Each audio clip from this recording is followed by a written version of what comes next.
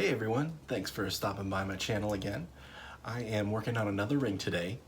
It's going to be under a theme that I just thought of kind of off the top of my head. I was looking at some scrap pieces I had cut up for ring blanks a little while back, and I saw this piece of Sapele. It's kind of got a cool reddish orangish color to it depending on how you look at it.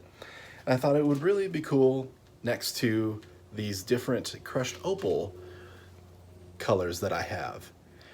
I've just started looking at inlays. I got a thin parting tool. I've started practicing with them, so I thought this would be cool to mix these together in a channel on this. And the theme that I thought of with these is the planet Mars.